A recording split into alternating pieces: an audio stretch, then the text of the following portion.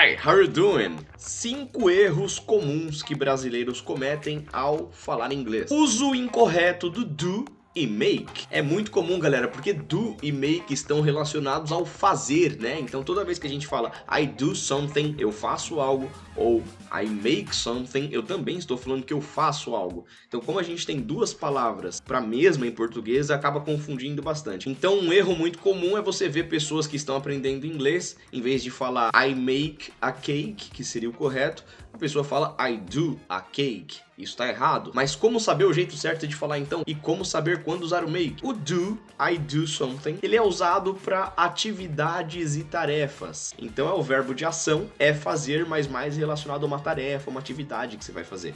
Já o make, ele é usado para quando você vai criar algo, quando você vai construir algo. Então quando você faz o bolo, você cria o bolo, você pega os ingredientes e faz o bolo. O bolo não estava ali e você o criou. Agora, você pode usar o do, por exemplo, para dizer que vai lavar suas roupas, pois é uma tarefa, você não vai criar as roupas ou construir as roupas, você vai fazer a tarefa. I do my laundry. Então fica aí a dica para você aprender a diferenciar. Pronúncia do ed no passado. Vou explicar melhor, tá? Quando um verbo tá no passado, a gente coloca o e e o d no final. Então, por exemplo, kiss, que significa beijo, você coloca ed no final, vira kissed, que por consequência beijou no passado. Até aqui tudo bem, correto? O problema tá na pronúncia, galera. Isso é uma leve pegadinha, porque a pronúncia do ed no final ela pode mudar a depender do verbo que você tá falando. Por exemplo, o verbo to work, trabalhar.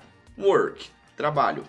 Beleza. No passado a gente põe o ed, fica worked. Aí temos também o verbo to want, querer. Você colocar o ed no final para pôr no passado, queria, wanted. Vamos reparar na pronúncia dessas duas palavras, worked e wanted. Worked, wanted. Worked, wanted. Se você reparar, a pronúncia correta no caso do worked, apesar de terminar com D, o som final não é de D, é de T. Worked. É bem rápido, quase imperceptível, mas é o jeito correto de pronunciar. Worked. Já wanted é realmente um D no final. Então toma cuidado com a pronúncia. O uso de in, on e at. Geralmente nós brasileiros acabamos fazendo confusão com as preposições in, on e at, que basicamente significam no ou na ou em, mas aí quando usar cada uma delas? Quando usar o in, o on, o at? Vamos usar a frase, por exemplo, eu joguei no chão, eu arremessei no chão. Em inglês, eu arremessei no chão. Se você disser I threw it in the ground, tá errado. Você tem que dizer I threw it on the ground.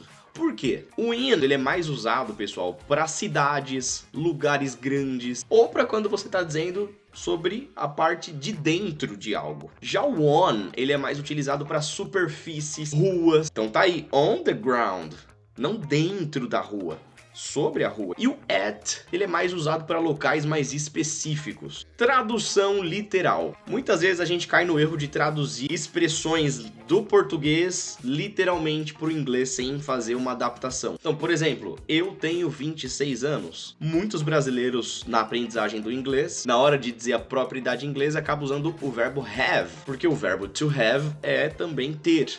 Mas nesse caso, em inglês não se fala I have 26 years old. Lá eles usam o sou, estou, eu estou com 26 anos. Eles nunca usam tenho 26 anos. Então lá seria I am 26 years old. Uso de falsos cognatos. Falsos cognatos são palavras que se parecem muito no inglês e no português, mas a tradução não é igual, elas não significam a mesma coisa. Por exemplo, se eu quero falar atualmente, se eu quero falar atualmente alguma coisa, vão ter pessoas que vão cair no erro, na hora de falar em inglês, falar actually, porque parece atualmente, actually, deve ser.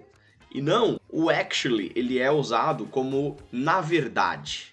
Sabe quando você vai falar para algum, vai corrigir alguma coisa que alguém falou, por exemplo, você fala, na verdade é tal coisa, tal coisa. Isso é o actually. No caso do atualmente, por exemplo, a palavra em inglês seria currently. Você vê, não tem nada a ver. Mas os falsos cognatos podem atrapalhar na comunicação em inglês. Na descrição tem o link do meu Instagram, clica lá e segue agora, porque todo dia eu posto várias dicas de inglês lá no meu Instagram, então tem muito conteúdo extra lá. Entre agora, já me segue, English Caio. Comenta aí que erros você comete também nas suas tentativas de falar inglês. Deixa seu like também nesse vídeo, inscreva-se no English with Caio e ativa o sininho das notificações para não perder nenhum vídeo. See ya!